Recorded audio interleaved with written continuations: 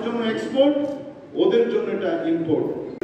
যেন টিকে, যে সেক্টরটি যেন ভালোভাবে চলতে পারে, তার জন্য আমি অনুরোধ করবো বিনয়ের সাথে সাংবাদিক ভাই বোনদেরকে, লেটস মেক এ স্ট্যাটিস্টিক্স।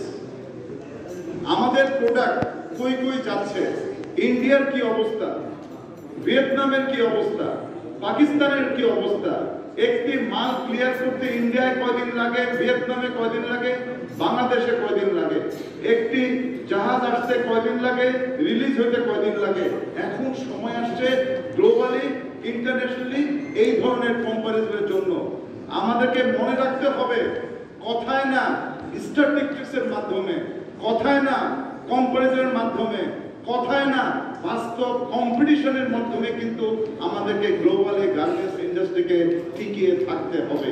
এই টিকিয়ে থাকার জন্য যা যা করা দরকার সবকিছু করতে হবে, কারণ ভুলে গেলে চলবে না আমাদের মার্কেট অন্য দেশের উপরে।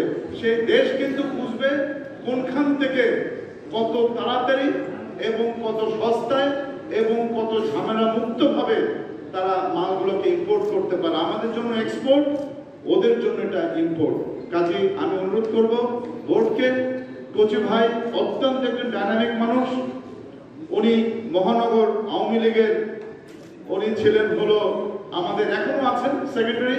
কাজেই আমি জানি ওনার কত গতি, এবং আমার বিশ্বাস সেই গতিতে ইনশাল্লাহ আমাদেরকে একটি সুন্দর ভবিষ্যৎ দেবেন।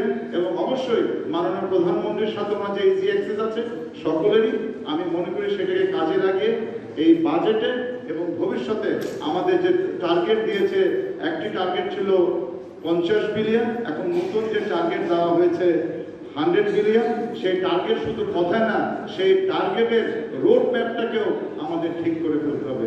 ভালো থাকবেন, সুস্থ থাকবেন। জয় বাংলা, জয় বাংলা।